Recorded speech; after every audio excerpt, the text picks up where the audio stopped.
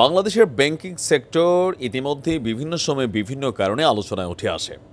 আর বেশিরভাগ সময় আমরা দেখি যে অনেক কর্মকর্তারা চাকরি ছেড়ে দিচ্ছেন।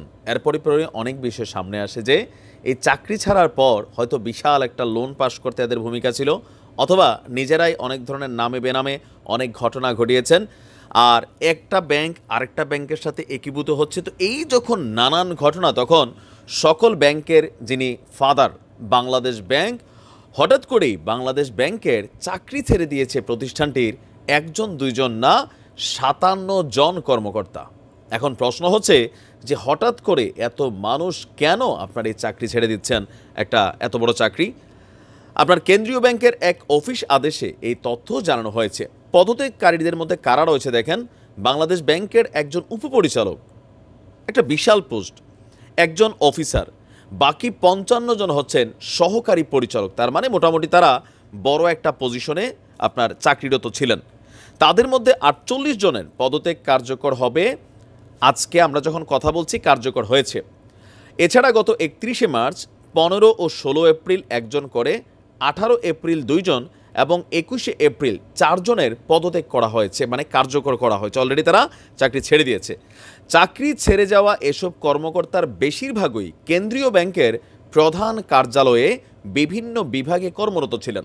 এছাড়া খুলনা এবং বরিশাল অফিসে ৩ জন করে, সিলেট অফিসে ২ জন, মতিঝিল, চট্টগ্রাম, রংপুর অফিসে ১ জন করে কর্মরত ছিলেন।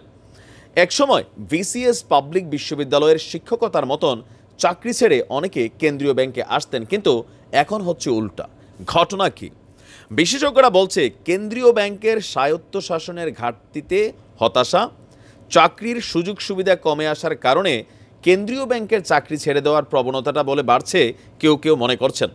কেন্দ্রীয় ব্যাংকের কয়েকজন কর্মকর্তা একটি গণমাধ্যমকে বলছেন, দেশের অন্য যে কোনো চাকরির মধ্যে তুলনামূলকভাবে ব্যাংকের বেতন বেশি।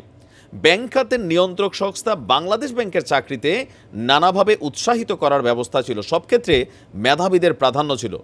২০১৮ সাল পর্যন্ত সহকারী পরিচালক হিসাবে যোগদানের পর একাডেমিক রেজাল্টের ভিত্তিতে ৪টি অতিরিক্ত ইনক্রিমেন্ট দেওয়া হতো। ২০১৯ সালের এডি ব্যাচ থেকে তা বন্ধ করে দেওয়া হয়েছে। ২০২২ সালের আগ পর্যন্ত ৩ বছর পূর্ণ হলে পদ খালি থাকা সাপেক্ষে পরবর্তী ধাপে আপনার পদোন্নতির যোগ্য হতেন কর্মকর্তারা। এখন পদ খালি থাকলেও ৫ বছরেও পদোন্নতি হয় না। আর যোগদানের ৯ মাসের ফাউন্ডেশন প্রশিক্ষণ করা হতো, এখন ১ থেকে ৩ মাসে নামিয়ে আনা হয়েছে। আবার এই প্রশিক্ষণে ৮০% নম্বর পেলে অতিরিক্ত একটা ইনক্রিমেন্ট দেওয়া হতো, সেইটাও এখন বন্ধ। আর সরকারি চাকরি ৫ম গ্রেডে প্রতি মাসে ৪৫,০০০ টাকা করে মেনটেনেন্স ভাতা দেওয়া হলেও বাংলাদেশ ব্যাংকে তা দেওয়া হয় না। আর যার কারণে কর্মকর্তারা হতাশ হয়ে চাকরি ছাড়ছেন। বাট আমরা জানতে চাই যে এটা মাদার ব্রাঞ্চ ব্যাংকের, সেইখানে কেন এত অনিয়ম, কেন কর্মকর্তাদের সাথে এই বিভাজন, কেনই বা আগের সুযোগ সুবিধাগুলো বন্ধ করে দেওয়া হলো? তো এই কারণে তো ব্যাংকের বিভিন্ন জায়গায় ডিস্টারবেন্স দেখা দিচ্ছে। যারা ব্যাংকে কাজ করবেন তাদের এই বিষয়গুলো খুবই গুরুত্বপূর্ণ, তাদের দায়িত্বের জায়গাটা। এখন তারা যদি এরকম লটকানো হয়, তারাই তো ভাই বিভিন্ন সময় নানান রকম ঘটনায় জড়াই যাবে।